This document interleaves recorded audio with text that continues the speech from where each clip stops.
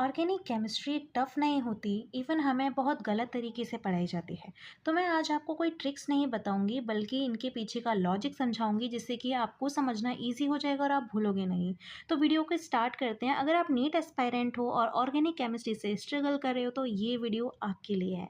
तो चलिए वीडियो को स्टार्ट करते हैं। उससे पहले आप चैनल को सब्सक्राइब कर दीजिए एंड वीडियो को लाइक करना ना भूलें। सबसे पहले ना बेसिक समझते हैं, ठीक है।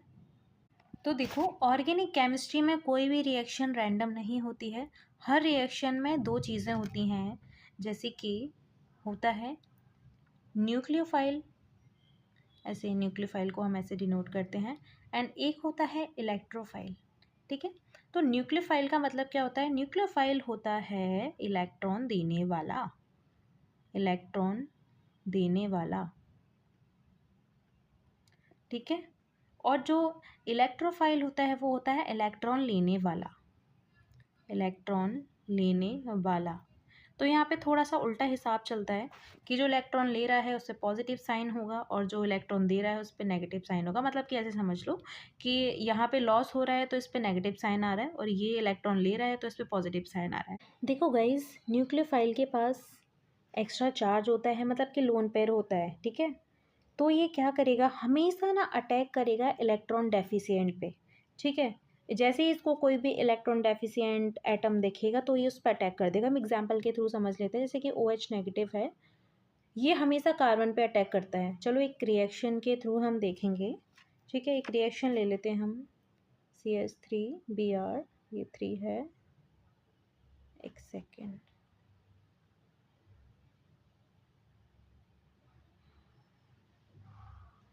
CH3Br प्लस, यहाँ पे हमने एक न्यूक्लियोफाइल ले लिया OH नेगेटिव, ठीक है। अब ये करेगा, ये वाला OH नेगेटिव ना ये मिथाइल ग्रुप पे अटैक करेगा और ब्रोमीन को आउट कर देगा।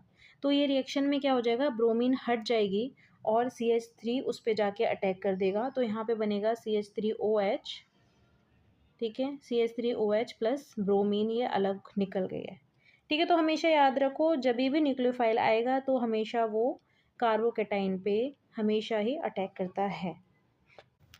गाइस, अभी हम देखने वाले हैं SN1 एंड SN2 रिएक्शन। ये नीट में हर साल आता है, मतलब बहुत इंपॉर्टेंट टॉपिक है, तो इसको थोड़ा सा ना इजी कर देती हूँ मैं, ठीक है। तो सबसे पहले हम SN1 अगर रिएक्शन की बात करेंगे तो ये 2 स्टेप्स में होती है रिएक्शन, और सबसे पहले कार्बोकैटाइन बनता है। तो 2 स्टेप में रिएक्शन कैसे होती है मैं आपको एक्सप्लेन कर देती हूँ, और कार्बोकैटाइन कैसे बन रहा है वो भी। तो हम उससे पहले ना एक एग्जाम्पल ले लेते हैं। तो एग्जाम्पल के लिए हम ले रहे हैं, रुको, एक मॉलिक्यूल ले रहे हैं हम, आप ध्यान से देखना, ठीक है। और इसमें ना सबसे ज़्यादा स्टेबल होता है ना वो 3 डिग्री कार्बोकैटाइन शो करता है। तो हमने यहाँ पे एक 3 डिग्री कार्बोकैटाइन लिया है।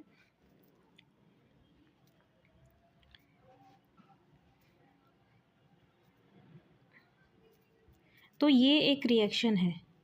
तो ये रिएक्शन में सबसे पहले होगा क्या, सबसे पहले इसमें क्लोरीन निकल जाता है। ये रिएक्शन में सबसे पहले क्या होगा, क्लोरीन निकल जाएगा, ठीक है।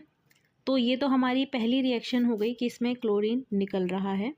उसके बाद में क्या होगा, जो यहाँ पे ये हम वाटर मॉलिक्यूल देख रहे हैं, ये वाटर मॉलिक्यूल इस पे अटैक करेगा, ये कार्बोकैटाइन पे अटैक करेगा, और फिर जो मॉलिक्यूल बनेगा उसमें जाके आपकी वो रिएक्शन कंप्लीट हो रही होती है। तो यहाँ पे मान लो हमने क्लोरीन यहाँ पे निकाल दिया, H2 अगर अटैक करेगा तो यहाँ पे जो मॉलिक्यूल बनेगा वो हमारा बनेगा, आप रिएक्शन समझ ही पा रहे होंगे कि इस डायरेक्शन में जा रही है। तो ये कंपाउंड बनेगा। तो आप देख सकते हैं ये जो रिएक्शन है 2 स्टेप में कंप्लीट हुई है। पहले में हमने क्लोरीन, मतलब सबसे पहले क्लोरीन को निकाला गया, एंड फिर H2O ने रिएक्ट करके ये ऐसे करके बनाया है, ठीक है। तो ये जो SN1 रिएक्शन होते हैं उन्हें हम, मतलब जो सबसे SN1 रिएक्शन 2 स्टेप प्रोसेस है और इसमें कार्बोकैटाइन बनता है, ठीक है। और 3 डिग्री अगर कार्बोकैटाइन है तो बहुत ज़्यादा स्टेबल समझी जाएगी रिएक्शन को।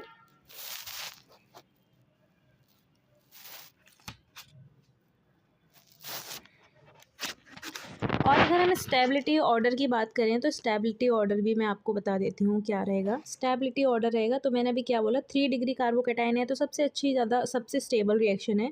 फिर 2 डिग्री कार्बोकैटाइन है तो भी ठीक है। अगर 1 डिग्री कार्बोकैटाइन है तो अनस्टेबल रिएक्शन रहेगी, ठीक है। पर अगर हम SN1 की बात करें ना तो इसमें ना बहुत ज़्यादा, सॉरी, SN2 रिएक्शन की बात करें ना तो पूरी ही रिएक्शन ईजी हो जाती है। अभी मैं समझा देती हूँ, पहले हम इसे इरेज कर देते हैं। देखो, एक तो जो SN2 रिएक्शन होती है एक ही स्टेप में कंप्लीट हो रही है। अगर एक ही स्टेप में कंप्लीट हो रही है तो ये रिएक्शन कैसी होगी, फास्ट होगी, क्योंकि ज़्यादा इसको मेहनत नहीं करनी पड़ रही, ठीक है। तो ये रिएक्शन थोड़ी सी फास्ट हो जाती है, ठीक है। इसलिए अगर हम इसका स्टेबिलिटी ऑर्डर देखें तो 1 degree carbocation, 2 degree carbocation and 3 degree carbocation. अब कैसे, अब मान लो अगर हमने 3 डिग्री कार्बोकेटाइन वाला मॉलिक्यूल जब हमने देखा था लास्ट में, मैं एक बारी फिर से बता देती हूँ क्या रहेगा, ठीक है। उसमें क्या रहता है, स्टेरिक हिंड्रेंस बहुत ज़्यादा रहती है, तो जिसकी वजह से रिएक्शन थोड़ा स्लो होगी। जैसे मान लो अब यहाँ पे ना, अब देखो कितने सारे मॉलिक्यूल्स हैं, तो अगर कोई भी मॉलिक्यूल अगर अटैक करने जा रहा है, स्पेसिफिक के वाटर मॉलिक्यूल को अटैक करना था, तो पहले ब्रेक करना पड़ेगा इसको, ठीक है। 3 डिग्री कार्बोकेटाइन है, बाहर वाले मॉलिक्यूल्स हटाने पड़ेंगे, तो इसीलिए पहले हमें सबसे पहले क्लोरीन को रिमूव करना पड़ा था, उसके बाद में जाके कंपाउंड बन पाया था। तो इसीलिए जो SN2 रिएक्शन होते हैं उसमें 1 डिग्री कार्बोकेटाइन है, ज़्यादा स्टेरिक हिंड्रेंस नहीं है, स्टेबिलिटी बहुत ज़्यादा आएगी और एक ही डायरेक्शन में हो जाएगी, बहुत जल्दी हो जाएगी, ठीक है। तो देखो मैं दिखाती हूँ, एक रिएक्शन के थ्रू हम समझ लेते हैं। तो एक रिएक्शन लेते हैं, एक सेकेंड।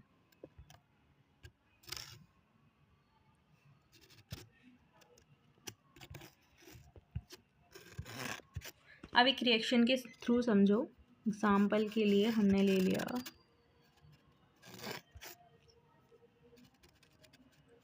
CH3Br प्लस के OH नेगेटिव। अब इसमें क्या हो रहा है, देखो 1 डिग्री कार्बोकेटाइन है यहाँ पे, ये आपको दिख रहा होगा, तो ये मॉलिक्यूल 1 डिग्री कार्बोकेटाइन है। यहाँ पे सिर्फ हमें ब्रोमीन को रिमूव करना है, ठीक है। तो ये क्या करेगा, OH ग्रुप जाएगा यहाँ पे, बहुत इजीली से ब्रोमीन को रिमूव कर देगा। तो यहाँ पे जो बनेगा लास्ट बनेगा CH3OH मॉलिक्यूल बनेगा। तो आप देख रहे हो कि 1 डायरेक्शन रिएक्शन है एंड बहुत जल्दी हो गई है, बहुत फास्ट रिएक्शन हो गई है।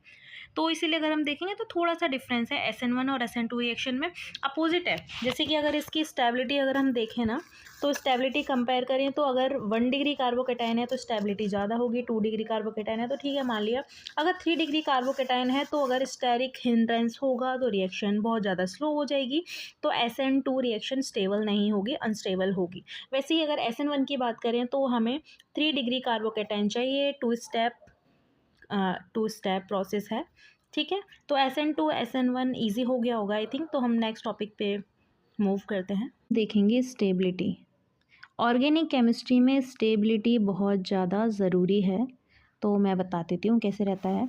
अब देखो, एक कार्बोकेटाइन कब स्टेबल होता है हमें ये जानना है, ठीक है। और अगर मैं आपको बता दूं, अगर नीट की बात करें तो स्टेबिलिटी ऑर्डर हमेशा एक क्वेश्चन ज़रूर आता है स्टेबिलिटी को लेके। तो मैं पहले आपको एक ऑर्डर बता देती हूँ। देखो 3 डिग्री बहुत ज़्यादा स्टेबल होता है, 2 डिग्री मॉलिक्यूल थोड़ा उससे कम स्टेबल एंड 1 डिग्री सबसे कम स्टेबल, मतलब कि अनस्टेबल। तो ऐसे ऑर्डर आता है। चलो मैं रिएक्शन ही बता देती हूँ आप लोगों को। ये है एक 3 डिग्री मॉलिक्यूल। अब इसमें अगर हम बात करें तो यहाँ पे देखो स्टेरिक हिंड्रेंस दिख रही है, इंडक्शन इफेक्ट दिख रहा है, तो ये बहुत ज़्यादा स्टेबल मॉलिक्यूल है। इस पे अटैक करना किसी भी मॉलिक्यूल के लिए बहुत इजी नहीं रहेगा, तो इसीलिए ये सबसे ज़्यादा स्टेबल होगा, ठीक है। तो ये 3 डिग्री मॉलिक्यूल है। एंड अब नेक्स्ट की बात करें, हम 2 डिग्री भी देख लेते हैं एक बारी। 2 डिग्री 3 डिग्री से थोड़ा कम स्टेबल होता है। अब यहाँ पे भी हमें स्टेरिक हिंड्रेंस देखने के लिए मिल रही है, तो अगर कोई भी मॉलिक्यूल इस पे अटैक कर रहा है तो मतलब मान लो कि थोड़ा सा टफ तो है अटैक करना, ठीक है। बट अगर हम 1 डिग्री मॉलिक्यूल की बात करें तो बहुत ईजिली अटैक कर जाएगा। कोई भी मॉलिक्यूल आएगा, कोई भी इस पर अटैक कर सकता है, बहुत ईजिली अटैक कर लेगा। स्टेरिक हिंड्रेंस नहीं है, ईजिली जाएगा और ईजिली मॉलिक्यूल ब्रेक हो जाएगा। तो इसीलिए सबसे ज़्यादा स्टेबिलिटी 3 डिग्री मॉलिक्यूल की होती है और सबसे कम 1 डिग्री मॉलिक्यूल की, ठीक है। आपने बहुत सुना होगा रेजोनेटिंग इफेक्ट के बारे में। रेजोनेंस सबसे ज़्यादा आपको बेंजीन रिंग में मिलेगा। तो बेंजीन रिंग तो सबको पता है ऐसे करके होती है। इसमें भी मॉलिक्यूल इधर उधर से, मतलब इधर से जंप करके इधर से जंप करके, मतलब ये रिंग ना ऐसे ही चलती रहती है, ठीक है। तो अब इसमें हो क्या रहा है, मॉलिक्यूल्स स्प्रेड हो रहे हैं पूरे रिंग के अंदर, तो अगर पूरी रिंग के अंदर मॉलिक्यूल स्प्रेड हो रहे हैं मतलब कि ये बहुत ज़्यादा स्टेबल है, स्ट्रॉन्ग है। जहाँ पे इलेक्ट्रॉन स्प्रेड होते हैं तो वो बहुत ज़्यादा स्टेबल होता है, तो बेंजीन रिंग बहुत ज़्यादा स्टेबल होती है। अब देखो बात करें हम स्टेबिलिटी की बात यहाँ पे कर रहे हैं, तो रेजोनेटिंग अगर कोई रेजोनेटिंग मॉलिक्यूल है तो सबसे ज़्यादा स्टेबल होगा। उसके बाद में आ जाता है हाइपर कॉन्जुगेशन, जैसे हमने लास्ट में पढ़ा था। हाइपर कॉन्जुगेशन कहीं पे मिल रही है तो उसके बाद में हाइपर कॉन्जुगेशन वाला मॉलिक्यूल बहुत ज़्यादा स्टेबल होता है। उसके बाद होता है इंडक्टिव इफेक्ट।